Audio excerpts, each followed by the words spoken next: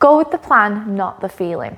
Do you ever notice how sometimes you make a plan with a friend and you'll be like, yeah, this is going to be great, love it, sign yourself up. And then when the day actually rolls around, you're like, oh, feeling a bit anxious for this, can't really bring myself to do this.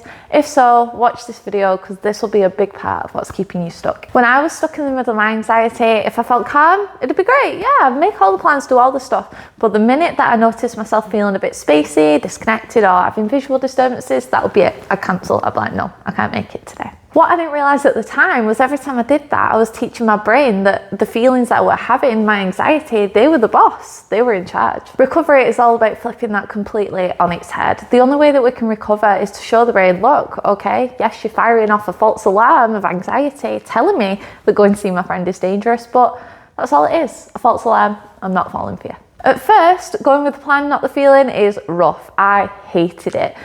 The thing is with exposure therapy, you're meant to hate it because it's about doing the hard thing and not just giving in and living your life ruled by anxiety anymore. Every time that you feel anxious and just go with the plan anyway, that is rewiring your brain and showing your brain, look, like you don't need to keep going off every 2 minutes. I know that I'm safe.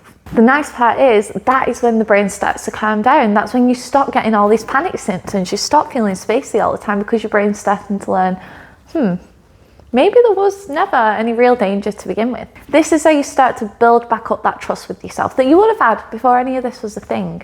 You know, it's all about still getting in the car, even if your stomach's flipping. Still going into work, even though you've got static vision and a couple of photos. A big one for me was I'm going to book a trip and I'm going to go abroad regardless of how I feel. I'm not going to lie, that did take a few trips for me to really understand that. But I did it. I always followed through. I went with the plan, not the feeling.